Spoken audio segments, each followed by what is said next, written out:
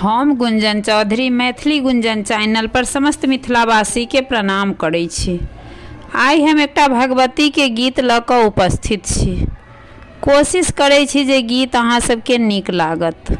कतेक दुख सुनाएब हे जननी, कतेक दुख सुनाएब, कतेक दुख सुनाएब हे जननी, कतेक दुख सुनाएब।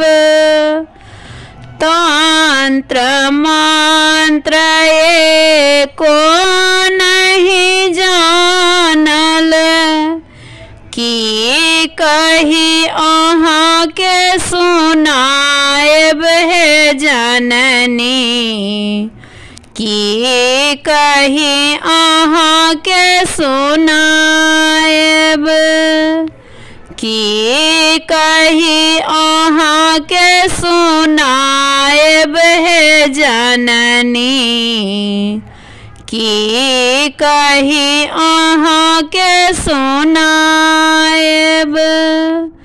मूर्ख एक पुत्र अहाँ के भूतियाएल, रखबनी संग लगाए हे जननी, कतेक दुख सुनाएब, रखबनी संग लगाए हे जननी, कतेक दुख सुनाएब।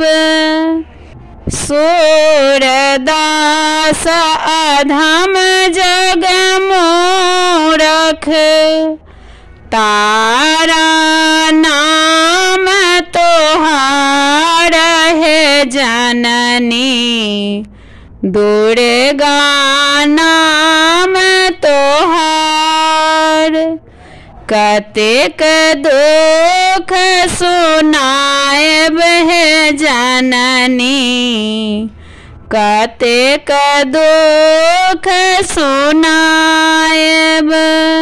तारा नाम तोहार है जननी, दुर्गा नाम तोहार, कतेक दुख सुनाएब हे जननी, कतेक दुख सुनाएब।